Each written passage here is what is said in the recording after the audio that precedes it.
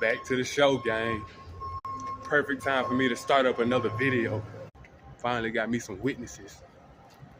My coworker is the perfect example of the kind of people I'm surrounded by. I'm an innovator. I notice things. Now, look. Now, hold on. One thing I notice about this job, we throw away precious metals every day. Look, y'all, sometimes life gonna be all about taking advantage of the opportunity while it's in front of you. It's not really about if you even need it or not. It's about taking advantage of the opportunity.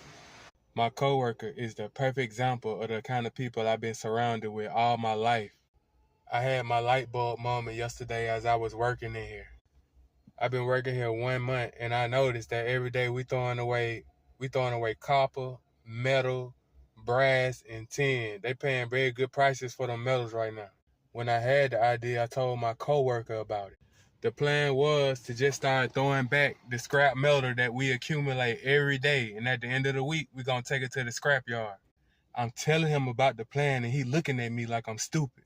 He looking at me like what I'm talking about is petty, right? All little pieces of metal and stuff, right? He looking at me like I'm talking like little crazy talk, right? From the time that we took out trash, the metal that I accumulated from that little amount of time, when I took it to the scrapyard, they gave me $10 for that. Now just imagine if we go through this merchandise and intentionally look for stuff. See, fooling around with me, bro, you'll be able to buy you a car at the end of the month.